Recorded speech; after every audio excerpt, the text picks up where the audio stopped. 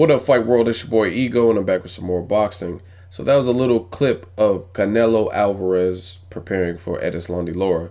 Great fight, 50-50. But as the title suggests, Erislandy Lara might be in trouble. Now, I know it's going to ruffle some feathers, and I'm not sure exactly where I want to go with my prediction. I'm going to watch a couple more fights. I'm just collecting data just based on what I've seen, watching some old fights, refreshing my memory, watching some shit on demand. But the reason I say Erislandy Lara might be in trouble is because Canelo looks good, and I have some sources that are close to the situation, and they say Canelo's really taking it serious and basically trying not to reduplicate what happened in the Mayweather fight, things like that. Another thing, Canelo, after the Mayweather loss, I think he probably was depressed. I mean, he was undefeated since age 15, and he took a little bit of time off, and he gained some weight during that period of time. So the fight took place in September of last year, and he didn't fight again until he fought Alfredo Angulo in March. So he had some downtime, and he picked up some weight. Now, Erislandy Lara and him are squaring off, and it's a shorter gap because he just fought Angulo in March. So April, May, June, and he's already fighting. So 3.5, 4 months from his last fight, which keeps fighters sharp, your reflexes and that kind of stuff. And it keeps his weight down because I don't know how long or how much longer Canelo can make 154. So I think it's going to be a good fight. I really think it's a 50-50. I still don't have my prediction. Like I said, it's one of those fights. I feel like this fight, George Groves versus Carl Froch, it could go either way, and that's what was making it really hard because I could really make a strong case for either fighter winning. Now, with Erislandy Lara, I can clearly say, okay, Angulo was able to get to him. You look at Canelo, what does he do right? He has power.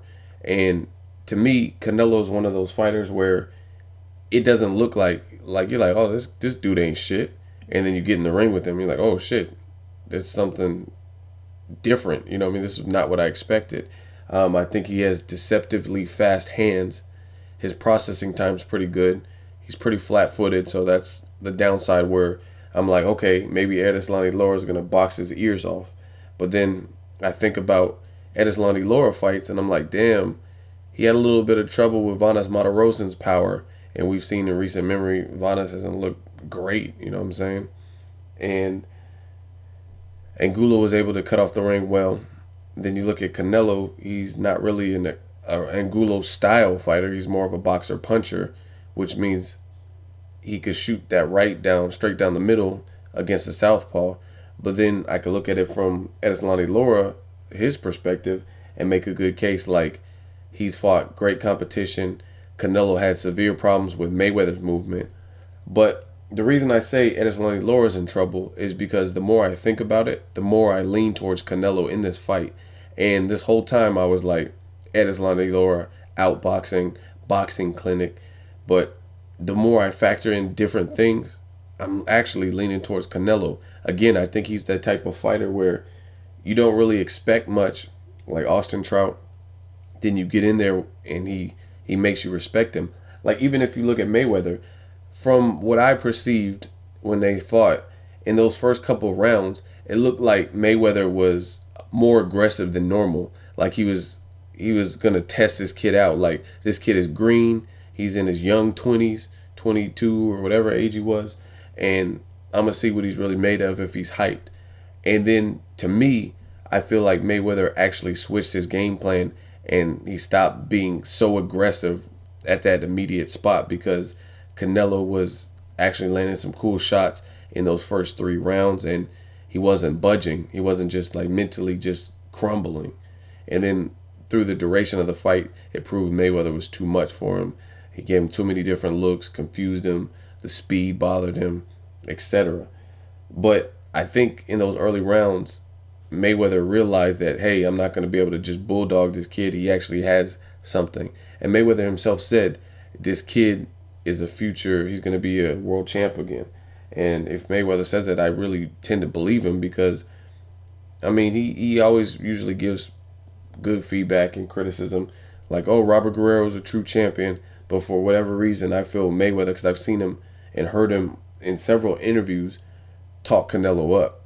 So to be Canelo's age, I think Mayweather actually really respects his fight game.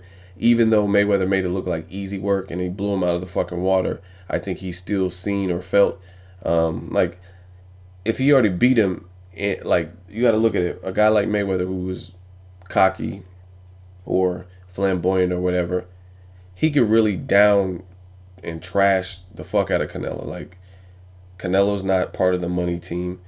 He has no obligation to Canelo, so he could really just like, oh, I shitted on Canelo. You know what I mean? He could really shit on him and just be like, oh, I beat him, easy work. But even after the fight, he was saying that, oh, Canelo looked great against Alfredo Angulo. He still was saying he's going to be a world champion. He also said after the Maidana fight that Canelo hits harder than Maidana. Like, you don't have to pay people compliments, especially if there was previously bad blood, like when Canelo bailed from the Mayweather undercard and they had to replace it with Abner and the Daniel Ponce de Leon, and then they took the Austin Trout Canelo fight off and Canelo fought on his own card. So I really feel Mayweather is actually being sincere when he's paying compliments to Canelo, because he doesn't have to do those things. And it's not just about compliments. The motherfucker looks big. If you look at the video, look at his fucking back. And it's not a bodybuilding strongman contest or anything. I realize that. I just see Erislandy Lara possibly getting caught. But Erislandy Lara also could prove me wrong and just completely outclass, because he's wanted this fight. So maybe he's seen a vulnerability and already has him beat. It's a 50-50 fight. I'm really looking forward to it. But the more I factor in, the more I'm actually leaning towards Canelo, where before I was leaning towards Erislandy Lara.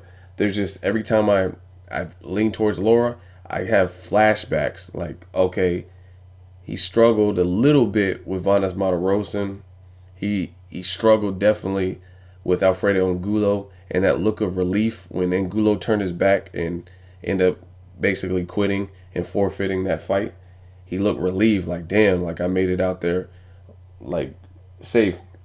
A lot of people want to compare previous fights that Canelo's been in. You got to also look at this. Canelo, those are experience.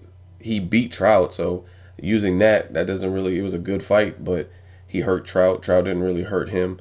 Some people are even going as far as bringing up Jose Cotto, Miguel Cotto's brother, when he hurt him. Like, I mean, you have to take that shit into consideration.